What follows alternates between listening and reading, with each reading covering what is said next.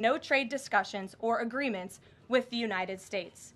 Almost immediately afterward, a peace was brokered that will save thousands of lives and allowed for trade negotiations with these countries to resume, and they have. The president has now ended conflicts between Thailand and Cambodia, Israel and Iran, Rwanda and the Democratic Republic of the Congo, India and Pakistan, Serbia and Kosovo, and Egypt and Ethiopia. This means President Trump has brokered, on average, about one peace deal or ceasefire per month during his 6 months in office. It's well past time that President Trump was awarded the Nobel Peace Prize. I know the topic of Israel is on everyone's mind. I have an update from Special Envoy Steve Witkoff, who I got off the phone with this morning. Special Envoy Witkoff and Ambassador Huckabee had a very productive meeting with Prime Minister Netanyahu and other officials today in Israel on the topic of delivering much-needed food and aid to Gaza. President Trump is a humanitarian with a big heart, and that's why he sent Special Envoy Witkoff to the region in an effort to save lives and end this crisis. Tomorrow, Special Envoy Witkoff and Ambassador Huckabee will be traveling into Gaza to inspect the current distribution sites and secure a plan to deliver more food and meet with local Gazans to hear firsthand about this dire situation on the ground. The Special Envoy and the Ambassador will brief the President immediately after their visit to approve a final plan for food and aid distribution into the region, and we will provide more details for all of you once that plan is approved and agreed on by the President of the United States. On the trade front, the President secured a historic trade agreement with the European Union that puts America first and fundamentally strengthens the economic relationship between the two largest economies in the world. This deal delivers on two of President Trump's core promises on trade, supercharging America's manufacturing capacity and opening up foreign market access to American businesses. The deal guarantees that American businesses will have unprecedented levels of access to the European Union markets to export our American-made goods. Also, as part of this agreement, the EU will purchase $750 billion in U.S. energy to strengthen our energy dominance, reduce European reliance on adversarial sources, and narrow our trade deficit with the EU. The EU will also make new investments of $60 billion in the United States, in addition to the more than $100 billion the EU companies already invest in the U.S. every year. All of these massive purchases and investments will happen by the end of 2028. What we are watching is President Trump rebuilding the greatest economy in the history of the world and simultaneously proving the so-called economic experts wrong at every turn. Media pundits said a trade deal with the EU this monumental and beneficial to America would be impossible, but President Trump made it happen. The so-called economic experts repeatedly said that the American economy would be in a recession this summer. Well, summer is here. It's almost over, and that recession does not exist. Yesterday, in fact, real GDP growth in the second quarter increased at a 3.0% annual rate, significantly above expectations. President Trump's America First policies are driving economic growth, as he always said they would. And this growth is being driven by the private sector, not the government. Federal government spending fell for a second straight quarter, while real business fixed investment rose by nearly 2% following its first quarter surge. President Trump is right-sizing government spending, reversing the damage done by the Biden administration, and allowing the private sector to flourish. The same so-called experts claimed that President Trump's tariffs would spike inflation and hurt American consumers. But consumer spending growth just accelerated and inflation remains right on track. For the past 5 straight months, core inflation has come in below market expectation and remains in line with the Fed's 2% inflation target. Meanwhile, customs and tariff revenues have already totaled more than $150 billion since President Trump took office, leading to the first June budget surplus in nearly a decade. Those revenues will skyrocket even further starting tomorrow when new reciprocal tariff rates take effect. President Trump is restoring America's economic sovereignty by reducing our reliance on foreign countries, boosting investment in the U.S. to the tune of trillions of dollars, and creating hundreds of thousands of high-paying jobs for the American people. With America finally put first on trade and the largest middle-class tax cuts in history and other pro-growth provisions of the One Big Beautiful Bill beginning to take effect, the American economy will boom like never before over the course of the next 3.5 years, thanks to the president's vision. Finally, as you all know, the president signed an executive order earlier this year to solve the problem of exorbitant pharmaceutical pricing.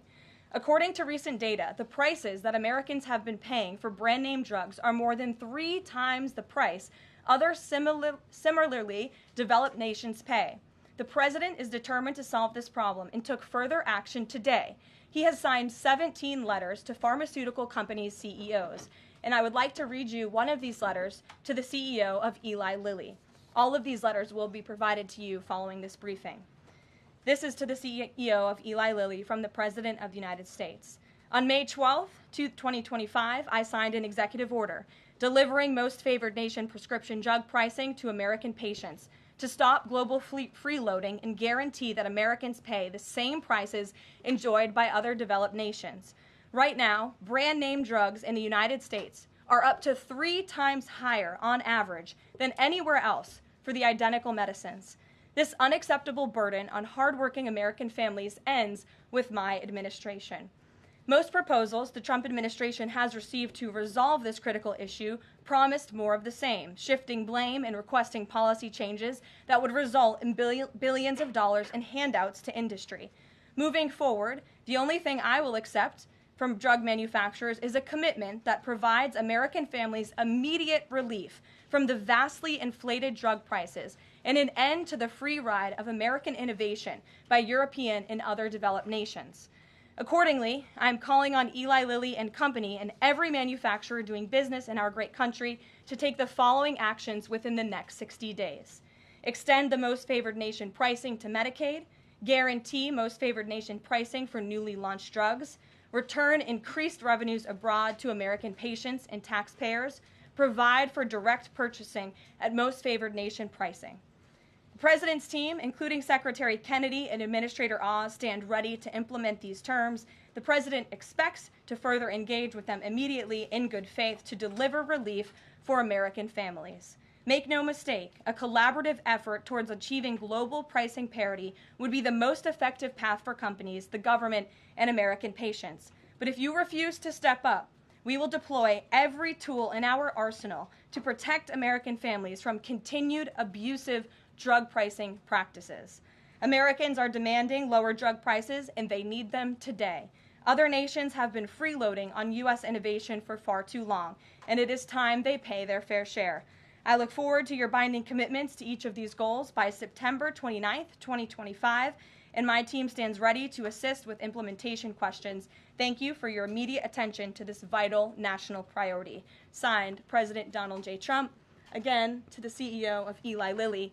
This letter, in its form, has been designed for each of the 17 major drug and pharmaceutical companies in the United States, and we're happy to provide you the full list. And I believe you will see all 17 letters popping on Truth Social very shortly, so you can look out for those, and I'm happy to take any further questions.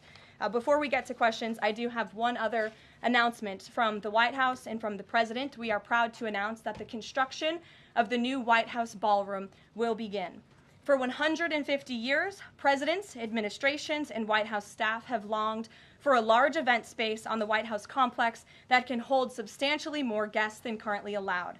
President Trump has expressed his commitment to solving this problem on behalf of future administrations and the American people. The White House is one of the most beautiful and historic buildings in the world. Yet the White House is currently unable to host major functions, honoring world leaders in other countries, without having to install a large and unsightly tent approximately 100 yards away from the main building's entrance. The White House State Ballroom will be a much-needed and exquisite addition of approximately 90,000 total square feet of innately designed and carefully crafted space with a seated capacity of 650 people, which is a significant increase from the 200-person seated capacity in the East Room of the White House. In recent weeks, President Trump has held several meetings with members of the White House staff, the National Park Service, the White House Military Office, and the United States Secret Service to discuss design features and planning. President Trump has chosen McCreary Architects as the lead architect, which is well known for their classical architectural design and based right here in our nation's capital.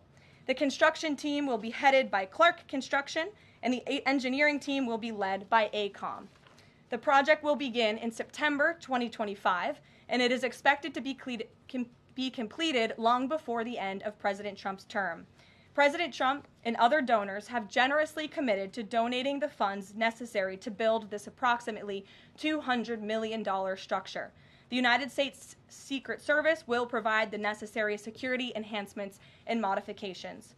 The White House ballroom will be substantially separated from the main building of the White House, but at the same time, its theme and architectural heritage will be almost identical. The site of the new ballroom will be where the small, heavily changed and reconstructed East Wing currently sits. The East Wing was constructed in 1902 and has been renovated and changed many times, with a second story added in 1942. White House Chief of Staff Susie Wiles has provided the following statement. President Trump is a builder at heart and has an extraordinary eye for detail. The President and the Trump White House are fully committed to working with the appropriate organizations to preserve the special history of the White House while building a beautiful ballroom that can be enjoyed by future administrations and generations of Americans to come. In the White House, we will continue to provide the American public and all of you in the press with updates on this project at whitehouse.gov/visit. And if you go there shortly, you will be able to see renderings and visuals of what this ballroom will look like, both the exterior and the interior. I have provided some photos for all of you in the room today. This is the interior of the ballroom space. It's quite beautiful. And then this is the exterior of the ballroom space. As you can see, it will come off of the executive mansion as it sits today, and the East Wing will be modernized and renovated. We're happy to answer any further questions on that, Jennifer. Since you're so eager, I will go to you, but first, as always, I want to start with our new media seat, Ben Weingarten. Why don't you go ahead, Ben? Thank you. In light of the release, the declassification of the annex to the Durham report today, beyond any potential prosecutions, the outcomes of which will likely be uncertain, what does the President believe justice for Russiagate ought to entail? Might it include restitution for those whose lives were upended as a consequence of Russiagate, and perhaps a major reorganization of the national security apparatus? Well, I think a major organization of the national security apparatus, at least here at the White House within the National Security Council, has indeed taken place, and the President entrusts his current CIA director, John Ratcliffe, and our ODNI director, Tulsi Gabbard, to make the necessary changes to ensure classified intelligence, especially that could implement or hurt the national security of our country, does not make its way into the hands of irresponsible actors who want to politicize that intelligence for their own end. Since you brought up the declassification report that was put out by Senator Grassley today, I'm glad you brought it up, because this should be a story every outlet in this room should be covering. This is further evidence that Hillary Clinton approved the Russia hoax against President Trump. Her campaign financed it. Again, she approved it. And the FBI and the CIA were both weaponized to, as our director of CIA has said, accelerate this hoax against then-candidate and former President Trump. To answer the heart of your question, the President wants to see justice served, and he trusts the Attorney General and the Department of Justice to implement that justice and hold these people accountable. One more question, briefly, Sure. if I may, on a totally different topic. There's been legislation reintroduced in the House and Senate on designating the Muslim Brotherhood as a terrorist organization. The Muslim Brotherhood is considered by many to be the fountainhead of Sunni Islamic supremacism, from which Hamas and other groups have spawned, with a nexus to domestic organizations as well. Does the President support designating the Muslim Brotherhood as a terrorist organization? Frankly, I'm not sure, because I haven't talked to him, and I would never want to get ahead of the National Security Council on specific designations. It sounds like something this administration would support, but we can get a firm answer for you. How's that? Thank you. Thanks for being here. Jennifer, go ahead. Eager beaver today. How much of the East Wing will be torn down? The entire East Wing or just parts of it? So the East Wing is going to be modernized. The necessary construction will take place, and for those who are housed in the East Wing, including the Office of the First Lady, the White House Military Office, the White House Visitors Offices, those offices will be temporarily relocated while the East Wing is being modernized. And then on Israel-Gaza, there are some reports that negotiations with Hamas might not be continuing. Did you get any updates from Steve Witkoff on that? I did. Special Envoy Witkoff is actively talking with our counterparts in Israel about that, and he wants to give some grace to the president so he can fully brief the president on what he's learning on the ground in both Israel and Gaza. But the president put out a very strong statement on Truth Social this morning, which I'm sure you saw, and he said the quickest way to end this entire conflict, the humanitarian crisis that we've seen, and the crisis in Israel that, of course, started on October 7th when Hamas brutally kidnapped and raped innocent Israelis, that terrible terrorist attack, is for Hamas to surrender, to release all of the hostages, and to end this conflict. And that's what the president wants to see. He's made that very clear. But the special envoy will be in Gaza tomorrow, as I shared with you previously. Josh. Can you give us a little more clarity on the tariff timing? You said that the reciprocals will take effect tomorrow. Yes. Does that include the new auto rates, for instance, on Japan, Korea, the EU? Is this all coming effective tomorrow? So some of the countries you just mentioned, Japan, South Korea, they have bespoke trade deals that the president cut, which, just to backtrack for a second, Josh, we promised that the president would negotiate with countries all around the world to cut tailor-made trade deals depending on those countries' challenges, how badly they've ripped off the United States of America and our manufacturing industry and our workforce in the past. And he has done that. Of our 18 major trading partners, 2/3 of those trading partners have a deal. We've sent out 17 letters to countries around the world. And the rest of those countries that either do not have a deal or have a letter, they will be hearing from this administration by the midnight deadline tonight. So yes, tomorrow, August 1st, the reciprocal rates will be going into effect. If more deals are cut between now and midnight, I will never count out the president. You've seen him do it before. He cut 3 deals in one day very recently. So we'll see what happens. I do know foreign leaders are ringing his phone, realizing this deadline is a real thing for them tomorrow, and they're bringing offers to the table. And we're reporting that the president plans to meet David Solomon of Goldman Sachs today. Can you say what they'll discuss, if anything, in that meeting? I won't discuss the president's private meetings from this podium, and it hasn't taken place yet unless he gives me liberty to do so. And finally, have you talked with the president about his position on the stock trading ban bill before Congress? He obviously had pretty loaded comments about Senator Hawley. There's some reporting that they've since spoken. What is his position on the current status of that bill? The president has spoken to Senator Hawley, who called him, and the president took that call. As the president said in the Roosevelt Room yesterday, conceptually, he of course supports the idea of ensuring that members of Congress and United States senators who are here for public service cannot enrich themselves. And the reason that this idea to put a ban on stock trading for members of Congress is even a thing is because of Nancy Pelosi. I mean, she is rightfully criticized because she makes, I think, $174,000 a year, yet she has a net worth of approximately $413 million. In 2024, Nancy Pelosi's stock portfolio, this was a fascinating statistic to me, grew 70% in 1 year in 2024, and her portfolio outperformed every single large hedge fund in that same year, and even more than doubled the returns of Warren Buffett's Berkshire Hathaway. So I think the president stands with the American people on this. He doesn't want to see people like Nancy Pelosi enriching themselves off of public service and ripping off their constituents in the process. As for the mechanics of the legislation and how it will move forward, the White House continues to be in discussions with our friends on Capitol Hill. Emily, in a new seat today. Thanks, Caroline. I wanted to ask about this report that the president wants to host a G20 meeting at Trump-Durrell. How is he going to do that, considering all the preparations that have been going on in South Africa? And also, would that be seen as his businesses possibly profiting from hosting this kind of meeting? I would reject that premise entirely. We have announcements and details forthcoming on the G20, but my understanding is no firm announcement is ready to be made at this time. I did see the report, but we're not in a place to confirm it just yet. Michelle? Just on the tariffs, what are the logistics for imposing those? Does the president have to sign an executive order tonight? What's the timing of that? Yes, and he will be signing an executive order at some point this afternoon or later this evening. And as always, we'll keep you posted when that happens, and it will be released from our office. And there's some of these countries that have they all had contact with U.S. officials, or are there some countries that are going to get letters that have had no opportunity to negotiate with the United States? Well, there's a lot of countries that I know have reached out. I believe it's upwards of 200 countries around the world have reached out to the trade and tariff team. Of course, as I said previously and the president said, we're going to prioritize our key trading partners, which we have done. Like I said, of the 18, 2/3 of those we have cut these tailor-made deals with. But I do know that the trade team has been working around the clock to try to be in correspondence with as many countries as possible. But if they haven't heard from us yet, they will in the form of a letter or an executive order by midnight tonight. We'll go to the back.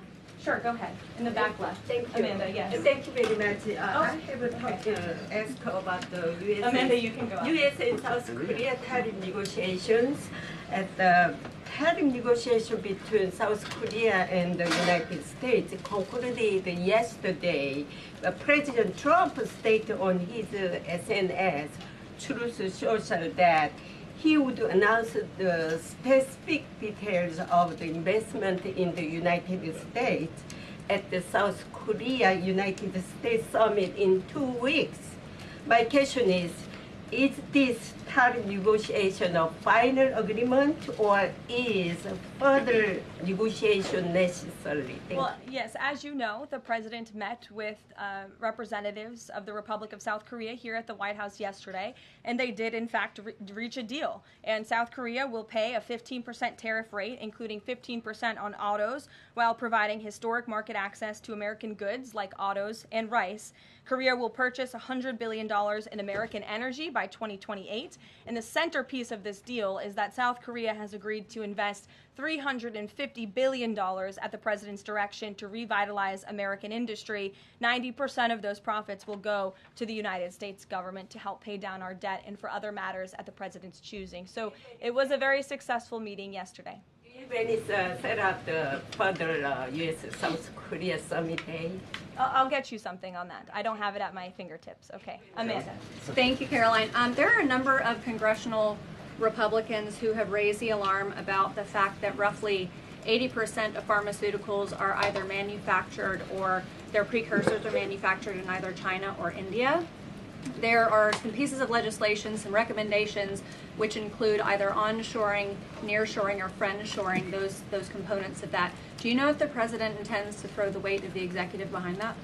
I don't have any updates for you at this time. I do have an update on our EU trade deal. I stand corrected. It's not $60 billion in investments. It's $600 billion in investments. I want to make that very clear. And I personally watched the president behind closed doors with the European president in Scotland negotiating this deal. And he got the most juice out of that squeeze that he could. And he was constantly looking out for America's interests. So I just wanted to clarify that one point. Deanna.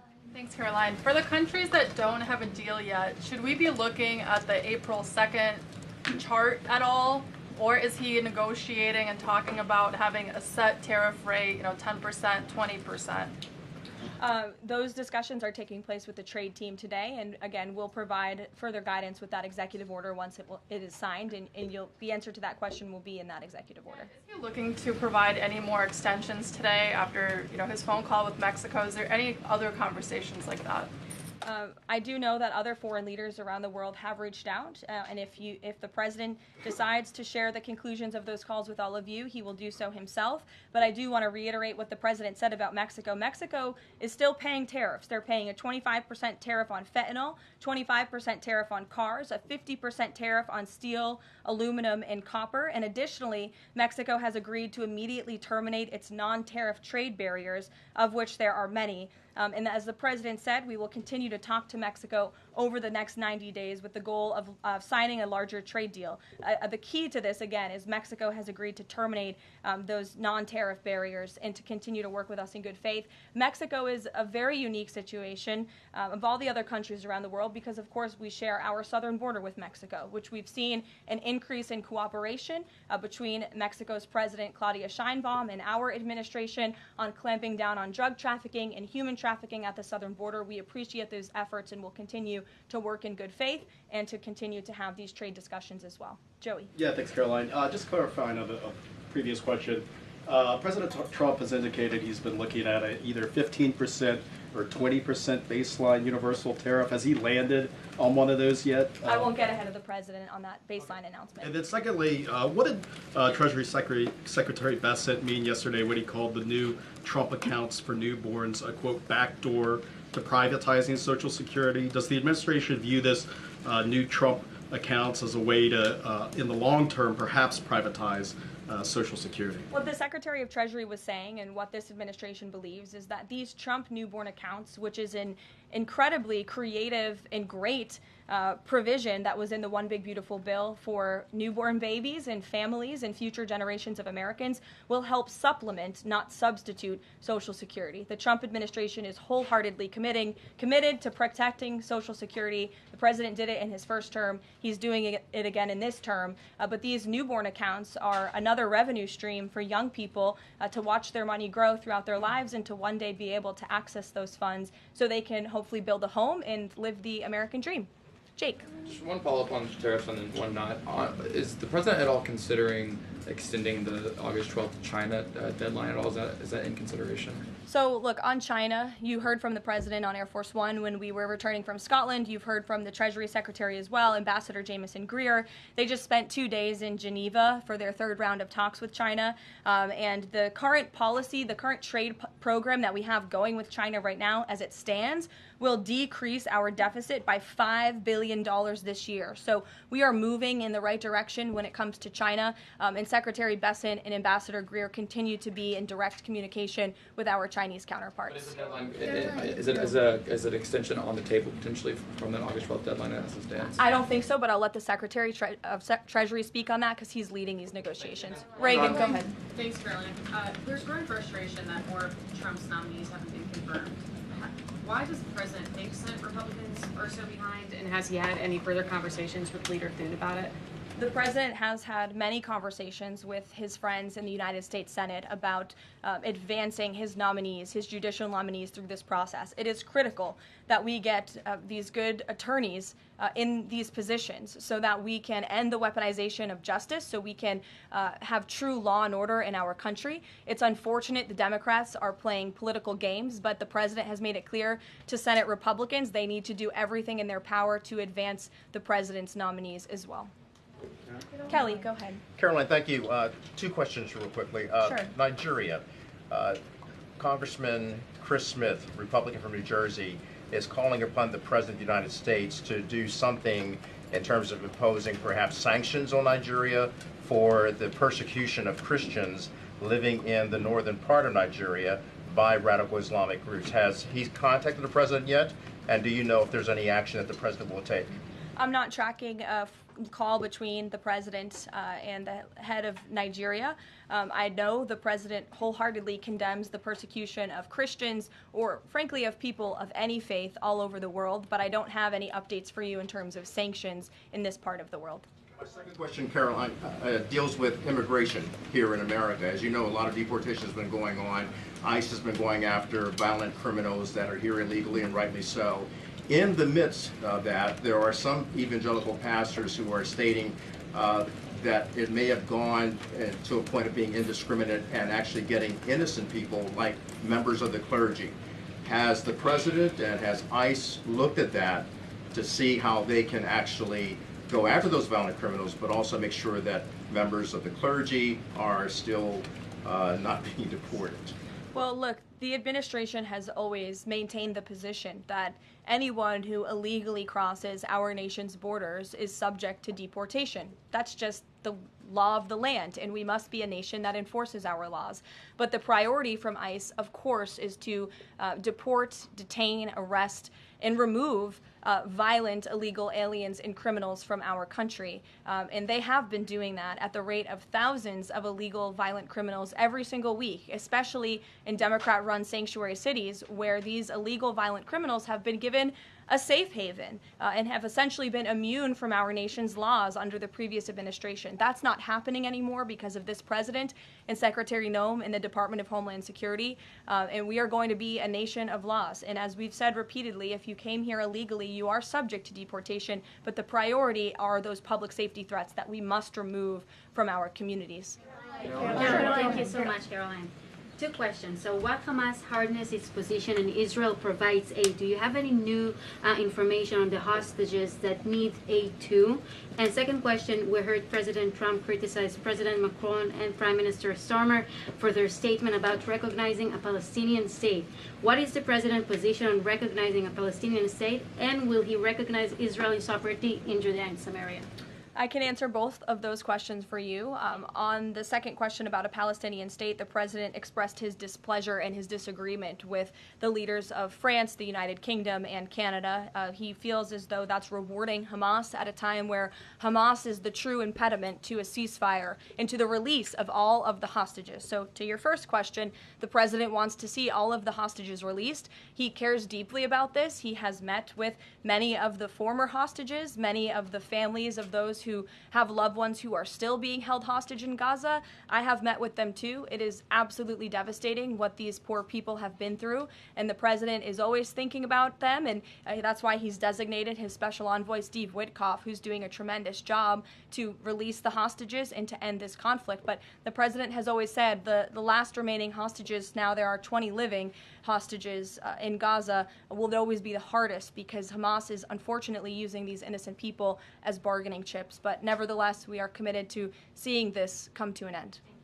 Elizabeth. Thanks, Caroline. Part of the settlement with Brown prohibits it from performing transgender procedures or prescribing hormone puberty blockers, that type of thing. Will eliminating these types of procedures be a priority for the Trump administration in negotiations with other universities?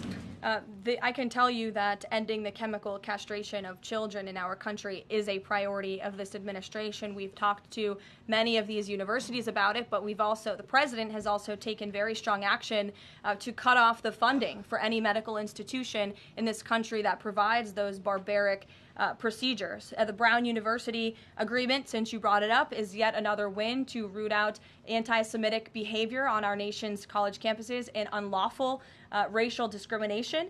Brown has agreed to no longer allow unlawful racial discrimination in admissions or university programming. They have agreed to provide access to all relevant data and information to